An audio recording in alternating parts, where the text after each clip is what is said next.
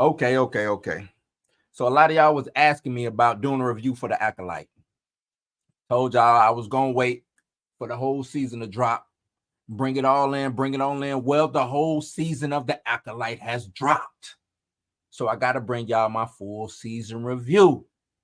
I want to warn y'all, it's gonna be some spoilers. So let's get into it. How much time till we're on? We're on, Ron. What? We're on the air right now. I'm ready. I ain't have my headphones. I'm gonna throw these on real quick. Yeah, so what up, all my hip-hop and pop culture enthusiasts? Welcome back for another exciting episode of Blues News. This is Blues House. I am Bluminati. This is your go-to podcast for all things entertainment news, film, TV reviews, hip-hop, pop culture, all those things in between. I am thrilled to have y'all join me today. We're going to wrap up this Acolyte full season 1 review. That's what I'm doing today. So whether you're coming from the United States, whether you're coming from the UK, whether you're coming from Canada, whether you're coming from Australia, brother, I want to thank y'all for coming to the crib, man, and kicking it with me in the Blues House. Now, let's get into today's episode. Let's talk about this Acolyte full season, doing this full review. Like I said, there will be spoilers. There will be spoilers, you know. So, rock with me or don't rock with me, but it will be spoilers. Now,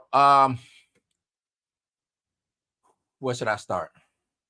It's a lot of things that I disliked, and there was a lot of things that I liked. You know what I'm saying? Overall, I think this was like an average show. I bang it out to be average. I'll start this. This is an average show. You know what I'm saying? A lot of Star Wars fans. I'm pretty sure a lot of them loved it. Pretty sure a lot of the fans despised it. I think right now what's going on in Star Wars, 50-50. You know what I'm saying? I'm somewhere on the fence with this one. Like I said, it's kind of average. Some smooth ideas. I think some dope ideas was introduced when it came to the Acolyte, man. Just don't necessarily think that they were executed all too well. You know what I'm saying? I was talking to a couple of the homeboys, and trying to get the feel about it. It kind of felt like a CW show to me. You know what I'm saying? It came off one of those CW shows. Think of like the 100 or hell, even the DC, some of the DC stuff. You know what I'm saying? It just felt like one of those young adult dramas. You know, that's what it felt like. You know what I'm saying? Cool. Putting it up against Ahsoka or Andor, I don't know where I really want to place it at yet. You know what I'm saying? I might come back to it and let y'all know. So let's get into some of the good things. You know what I'm saying? There's some good things in the Acolyte. Them trying to show how the Jedi were more intertwined with the politics of the Republic. That's a pretty good idea. You know what I'm saying? Like to show those things. I think the fight choreography was interesting. You know what I'm saying? I liked the martial arts hand-to-hand combat aspect of it, and I also like this lightsaber play. I thought that was a good thing. I like that the introduction of the stranger Khmer, the Sith Lord. I think that was a good character, very intriguing to me. You know what I'm saying? I think that was a dope character. Maybe we get more of him, maybe we don't. I don't know. Could be some connections to the non-canon books from what I understand. And I think they want to try to implement or maybe attempt to canonize some of those old lore stories and bring them forward. You know what I'm saying? With some slight changes, some new directions and things like that. But even with all that, it still missed the mark. You know what I'm saying? The politic things came in a little too late into the story. Still a little bit underdeveloped. You know what I'm saying? Fights was done well. We all know. The power levels shifted depending on who was writing, I believe, you know what I'm saying, or it shifted depending on the plot armor. That's what I say. Depending on the plot armor is how the power levels shifted. If you get what I'm saying, you know what I'm saying. You get the stranger, you know what I'm saying, can fight and kill multiple Jedi at the same time. Even had Soul on the ropes, you know what I'm saying. Not just his Padawans, not just some lesser Jedis, but even had in on the ropes. But Soul, in my opinion,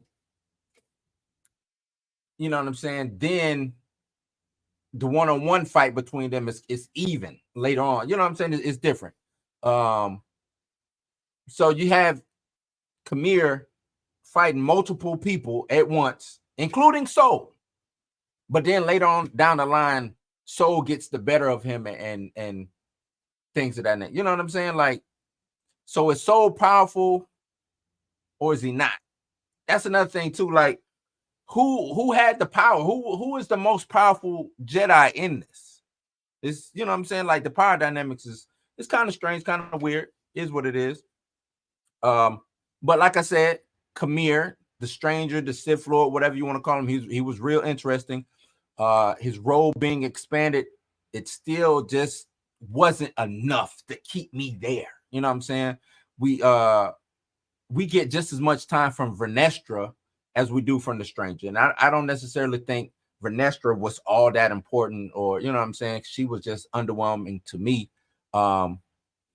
And I wish they would have, he said Sith, but I wish he would have explained it a little bit more. I think they're trying to hold that for season 2. You might not get a season 2, Playboy. You might not get a season 2. You know what I'm saying? We had the what is it? The Cortosis, and then we had the small cameo from Dark Plagueis in the finale. I'm pretty sure a lot of Star Wars heads is gonna be what, you know, WTF in that one. Pretty sure. You know what I'm saying? Pretty sure. I can hear my older brother now. I'm not a head. I'm a fan, but you got these Star Wars heads, and y'all know what I'm talking about. Y'all know exactly what I'm talking about. You know, so a lot of that seems cool, but it don't make sense. You know what I'm saying? Like, is Kamir taking his new apprentice to the place where he lives with his own, you know what I'm saying, with his master being there? Like, is Plagueis Kamir's master? And that's where, you know, I know we know that Kamir is an ex-Padawan of Vernestra or whatever, but did he go to the, you know what I'm saying, is Plagueis his master now that he's a Sith and on the dark side? And, you know what I'm saying, would Plagueis be keen on him taking in a whole new apprentice and doing things, you know what I'm saying, when, especially when we talk about the power of 2, which is a Sith rule and things of that nature. So I need more explaining when it comes to that. I just need a little bit more explaining when it comes to that. Now, I want to get into the bad. Let's get into the bad real quick. You know what I'm saying? So a lot here just didn't work. You know what I'm saying? A lot of stuff didn't work character-wise. It was like maybe 3 characters that I kind of was a little bit more invested in. You know what I'm saying? That being like Kamir was cool. Soul, I would have liked to, you know what I'm saying? Soul was dope. And then Jackie, I thought Jackie had a little bit more to go. Like, I think she should have been fleshed out just a little bit more. Give me some more of her. You know what I'm saying? Ocean May, this, you know, Vernestra I talked about earlier, she was underwhelming. Just basically all the rest of them could have just, could have the Torben, didn't like. You know what I'm saying? And Dora, I did like, and I wish they wouldn't have I wish she wouldn't have got murked off early. You know what I mean? I think if anybody should have maybe survived or been lost out somewhere was Indara. I think it was kind of like a waste of Carrie Ann Moss and her acting ability. I really think it just felt unneeded. Her death felt unneeded. You know what I'm saying? If maybe they should have swapped. I don't know. Maybe they should have swapped Soul with Indara. You know what I'm saying? Maybe. I don't know. Just like I said, I'm just spitballing. where it really got discombobulated for me was the flashback. The flashback episodes was that like 3, I want to say episode 3. That's where Osha starts remembering the events of what happened in Brendock, and you get episode 6, which shows what really happened. You know what I'm saying? And you know, it had some of the fans guessing. The fan theories, our theories, was better than what happened. You know what I'm saying? The change up or the the twist was like a Tyler Perry twist. And if y'all Tyler Perry fans, y'all know what I'm talking about. Like, you kind of seen it coming. You know what I'm saying? Like, you just saw it coming. The witches thing, I thought I couldn't take the whole scene with the witches serious, right? I couldn't take that serious. Like a lot of this stuff, it was laughable. I just couldn't take serious, man. I couldn't take serious. Young Ocean May, how they was written, how it was acted, just Ocean May, how she was written in general, you know, you know, real uninteresting. Just wasn't necessarily interested in that. You know, they might have been the least interesting characters. And this is me, especially for them to be the lead. I found them very uninteresting. And no disrespect to the actress who played Ocean May. I thought, hey, to do dual roles is a feat within itself. So I'm applauding that 1,000%. You know what I'm saying? 1,000%. But you know, the fire and it blew the whole mountain up. You know, it's come on, man. You know what I'm saying?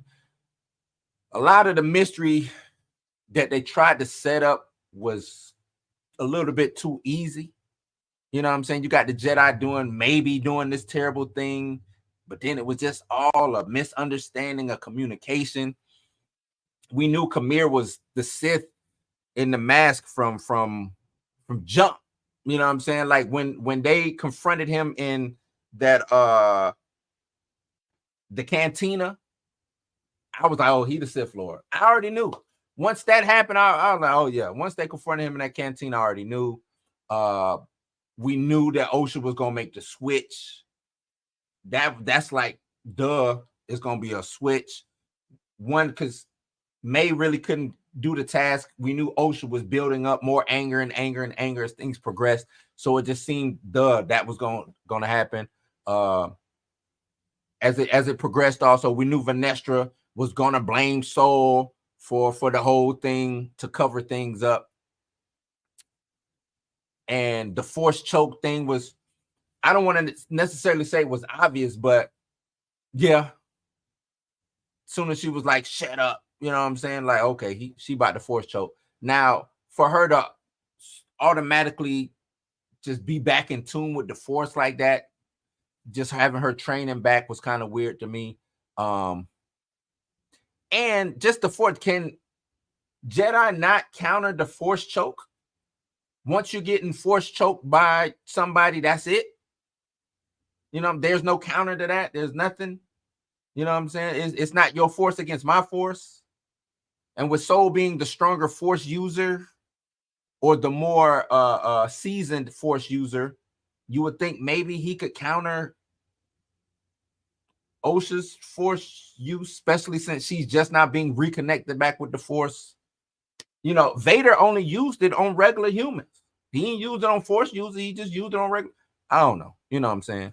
I think they thought that they were a little bit more smarter than they were with this writing. You know what I'm saying? Nothing about this was all too deep. It's not all that well written. Waste a lot of runtime. You know what I'm saying? Pointless. There's a lot more interesting topics that I think that they should have probably tackled that they didn't. You know what I'm saying? What else? It was just poor. It was just poorly executed. You know what I'm saying? It was some interesting things to go on that they maybe they were setting it up. Maybe they're trying to set this up for season 2. I don't know if season 2 has been greenlit yet. If it has, you know, cool. But if not, then this is just some stuff that's gonna be hanging out in the wind. You know what I'm saying? Season 2 could be better. If it does get greenlit, season 2 could be better. You know what I'm saying? Maybe they focus on Kamir and Osha, him training her. You know what I'm saying? I don't know if May and the whole May and Vanestra thing. I don't know how that would work out because May is still a wanted criminal. Like they know that May did kill those Jedi, right? Right? That was proven. May is a murderer. She killed them previous Jedi, even though they're trying to put it all on Saul. May killed them Jedi. She did that.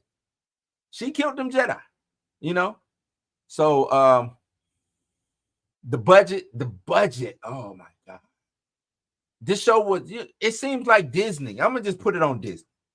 Seems Disney is throwing a lot of money at these Disney Plus shows, and it's not showing that it was a lot of money spent. I better hear that these actors got paid because it wasn't on the set. You know what I'm saying?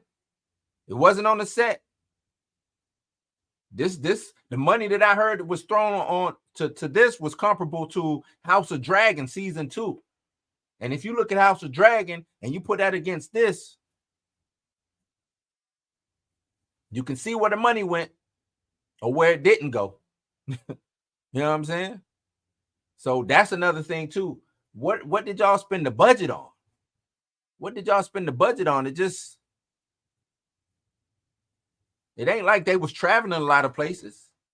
They were stuck on one planet for the most part, which was Ben Dark. Couple of, you know what I'm saying, some things inside the spacecraft. And that's really it. Coruscant, every now and then. Where did the budget go? Where did the budget go? Now, I'm going to give y'all my overall. I didn't find it unwatchable. I did not find it unwatchable. Some people did. Some people hate it. I didn't necessarily hate it. You know what I'm saying? But I was not impressed, nor was I engaged with the story from week to week. You know, if I only watched it, I kind of just watched it so I can come back and tell y'all what I felt about it. You know what I'm saying?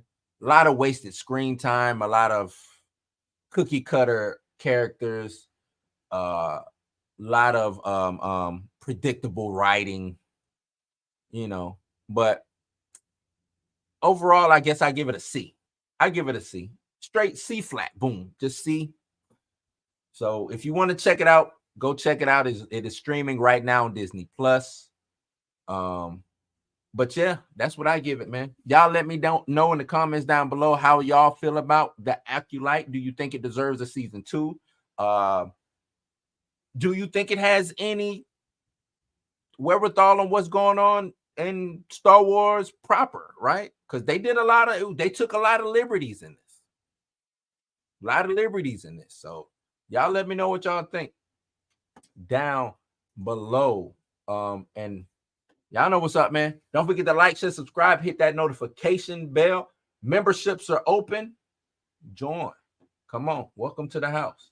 Without further ado, you ain't got to go home, but you got to get the hell up out of here. I am out. Peace. Yo, what's cracking, Blues House family? Hey, we come to the end of another great video. Hope you enjoyed our take on the latest in entertainment. Don't forget to hit that like button and share your thoughts down in the comments below. And if you're new here, consider subscribing. We would love for you to join us. Remember, Blues House is your house. Until next time, stay tuned, stay dope. We out. Peace.